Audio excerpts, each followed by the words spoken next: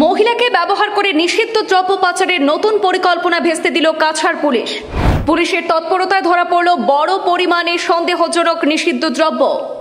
57 লক্ষ টাকার হেরোইন সহ আটক মহিলা প্রণতি দাস বলে জানা গেছে।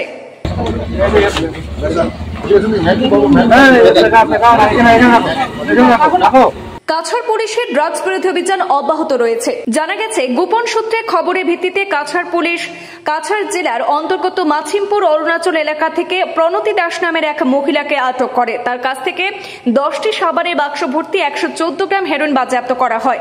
শ্রীভূমি এবং কাছাড়ে প্রায় প্রতিদিনই বৃহৎ পরিমাণে নিষিদ্ধ সামগ্রী আটক করা হচ্ছে।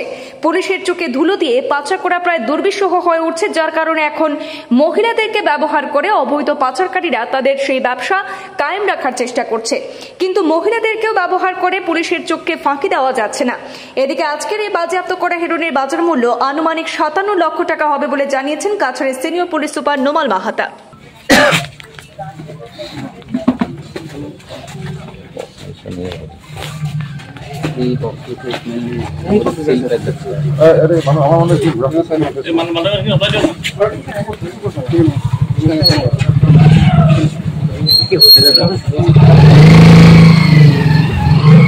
बैग रहता है, इसमें निकल लीजिए ना।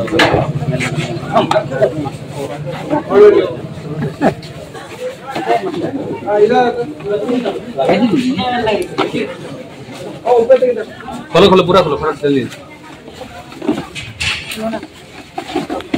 10 होगा।